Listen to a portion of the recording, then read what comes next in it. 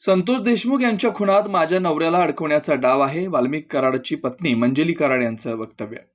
माझ्या नवऱ्यावर चुकीचे गुन्हे दाखल केले तर आम्ही रस्त्यावर उतरू. आम्हाला मुख्यमंत्री यांच्याकडून अपेक्षा आहे. तुमच्या राजकारणासाठी माझ्या नवऱ्याचा बळी घेऊ नका. निवडणुकीत माझ्या नवऱ्यानं तुमचं काम केलं आणि तुम्ही माझ्या नवऱ्याला त्रास देताय, मनमानी पद्धतीनं गुन्हे दाखल करताय. मुख्यमंत्री यांना विनंती आहे की हे थांबवा. घटना घडली त्या दिवशी माझे पती परळीत किंवा जिल्ह्यात नव्हते. वंजारी समाजाचे 2 नेते मंत्री झाले म्हणून डोळ्यात खुपू लागलाय. बजरंग सोनवणे यांनी माझ्या मिस्टरांना जीवे मारण्याची धमकी दिली. दमानी याने मिस्टर सोबत फोटो सादर केले. एसआयटी प्रमुख बसवराज तेली हे आष्टीचे जावई आहेत. शीतल उगळे या IAS ऑफिसर असून त्या आष्टीच्या राहणाऱ्या आहेत. जावई इथे एसआयटी मध्ये आणून बसवले. वंजारी समाजाची माती करायचं ठरवलंय. 2 मंत्री झाले हे डोळ्यात खुपतंय. बजरंग सोनवणे यांनी सुरेश धसला मदत केली. बसवराज तेली यांच्यासह 8 लोक एसआयटी मध्ये बसवले. त्यांना त्यातून काढा. माजी मुख्यमंत्री फडणवीस यांच्याकडे मागणी आहे. एसआयटीचे लोक काहीही करून माझ्या नवऱ्याला अडकवू शकतात. उद्या त्यांना बदललं नाही तर रोडवर चक्काजाम करणार. तेली आणि सुरेश धस यांचे CDR काढा. दोघांचे CDR काढा अशी आमची मागणी आहे. ज्यांचा खून झाला त्याचा आणि माझ्या नवऱ्याचा काही संबंध नाही. त्यांचा कधीही संबंध आलेला नाही. घडली तेव्हा माझे मिस्टर हे परळी शहरामध्ये किंवा बीड जिल्ह्यामध्ये हजरच नव्हते. ते बाहेर गावी देवस्थानावर मध्ये होते. तेव्हा ह्या खुनाशी माझ्या मिस्टरांचा कुठलाही अर्थार्थी संबंध नाही. ही पहिली गोष्ट. दुसरी गोष्ट, जेव्हा संपूर्ण सरकार स्थापना झाली आणि आपल्या विभागामध्ये जेव्हा 2 मंत्री दिले गेले, हे आमच्या समाजाचे म्हणजे वंजारी समाजाचे अल्पसंख्याकाचे 2 मंत्री दिले गेले. हा जो विषय आहे तो ह्या मराठी समाजाच्या लोकांना खुपायला लागला की एवढ्या छोट्या समाजाच्या लोकांना ते पण 2-2 मंत्री बनवले गेले. तो एक विषय त्यांच्या डोळ्यामध्ये आला. तो एक विषय त्यांना खपायला लागला. दुसरी एक गोष्ट म्हणजे तेव्हा सुरेश धसांचं स्टेटमेंट आहे बघा, मी तुमची माती करेल म्हणून.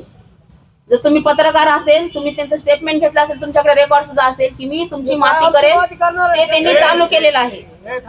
तिसरी गोष्ट म्हणजे जेव्हा इलेक्शन झालं तेव्हा बजरंग सोनवणेनी माझ्या मिस्टरांना जीवे मारण्याची धमकी दिलेली होती. आणि ती धमकी दिलेली असताना सुद्धा माझे मिस्टर त्यांना बोलले, जाऊ दे, झाल्या बोलल्या गोष्टी झाल्या, इलेक्शन मध्ये काही गोष्टी होत असतात.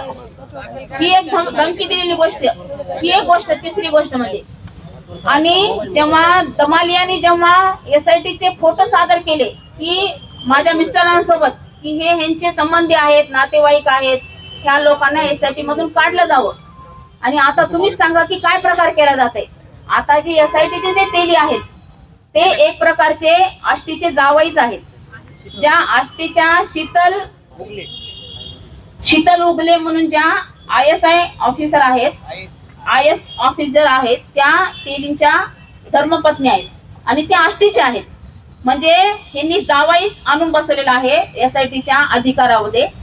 त्या शीतलचे जे मामा आहेत ते जिल्हाधिकारी होते. परत दुसरे जे आजोबा ते तहसील क्लार्क होते. कुठले? आष्टीचे. म्हणजे इथं सुद्धा तुमचं धसांचंच इथं मनमानी चालू आहे. धसांनी आपल्या सोयीनुसार इथं त्यांचे माणसं आणून बसवलेले आहेत आणि एक राजकीय फक्त आमची म्हणजे वंजारी समाजाची माती करायची.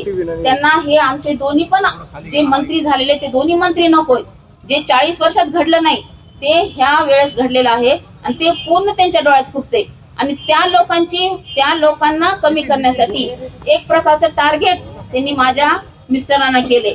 आज धसांना सुद्धा माझ्या मिस्टरांनी पूर्णपणे सहकार्य त्यांना निवडून येण्यामध्ये केलेलं आहे. बजरंग सोनवणेंना सुद्धा पूर्णपणे मतदान निवडून येण्यासाठी सहाय्य केलेलं आहे. हे सर्व सहाय्य करताना धसांना वाल्मिक कराड हे हवे होते. पण आता जेव्हा ते निवडून आल्याच्या नंतर त्यांची काही गोष्टी होत्या की त्यांना सुरेश धसांना त्यांच्या काही इच्छा होत्या, ज्या काही इच्छा होत्या की मंत्री होण्याच्या किंवा तुमचं काही पालकमंत्री वगैरे होण्याच्या ज्या काही इच्छा होत्या त्या त्यांच्या पूर्ण झाल्या नाहीत. आणि त्यांनी टार्गेट आपल्या 2 मंत्र्यांना करण्यासाठी, त्यांनी त्या 2 मंत्र्यांना संपवण्यासाठी अगोदर वाल्मिक अण्णांना संपवणं गरजेचं आहे. त्यामुळे त्यांनी पूर्ण म्हणजे हे राजकीय हेतूतून आणि जातीय समीकरण जोडून माझ्या मिस्टरांना बळीचा बकरा केलेला आहे. पहिल्यांदा जसं तुम्ही मागणी केली दमानियाची ऐकून पूर्ण एसआयटीची टीम बदलली, तशी माझी सुद्धा आज तेलीची बदली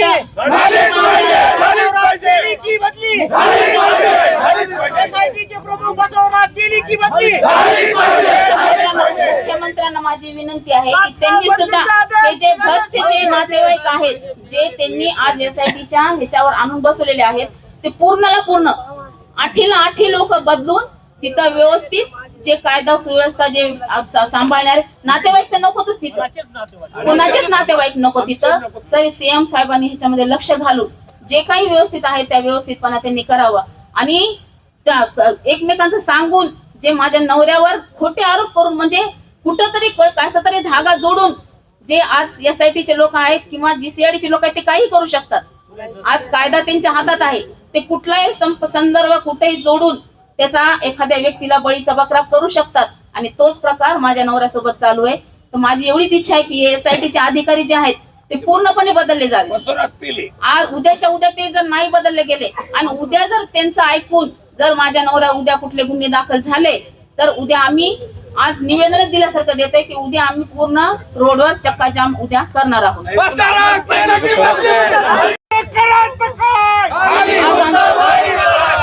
आज आम्हाला CM साहेबांनी किंवा आपल्या बीडचे SP साहेबांनी आज आम्हाला इथं येऊन आमचं निवेदन स्वीकारावं आणि आम्हाला एक योग्य तो शब्द द्यावा, आमची एवढी इच्छा आहे.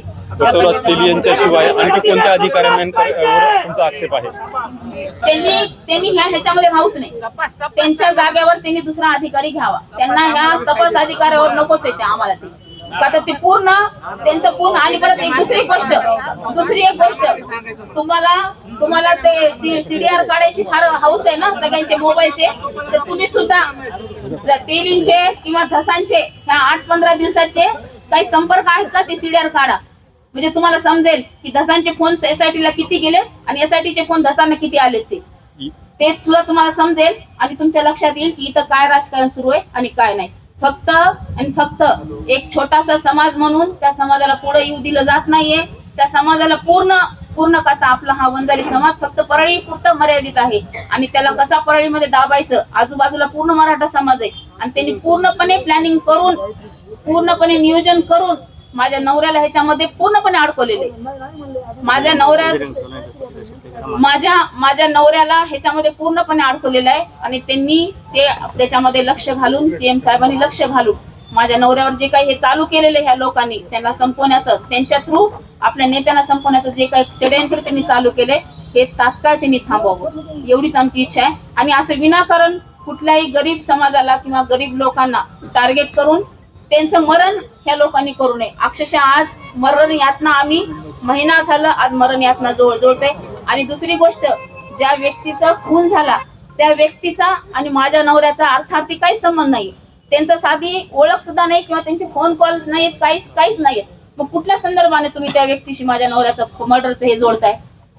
जे काही गुन्हा होता त्या गुन्ह्याचं सोडून आज तुम्ही त्या व्यक्तीच्या खुनाच्या आरोपामध्ये तुम्ही चौकशीसाठी थांबवून घेतायत, त्यांना त्या चौकशीसाठी अडवतायत. हे कुठला प्रकार आहे? त्यांची ओळख नाही, त्यांचा काही संदर्भ नाही, ते परळीच्या बाहेर कधी गेलेले नाहीत आणि तुम्ही केस सारख्या ठिकाणी मर्डर होतो त्या मर्डरचे संबंध तुम्ही आमच्याशी जोडताय. ही कुठली पद्धत आहे? का जोडताय? फक्त सुरेश धसच्या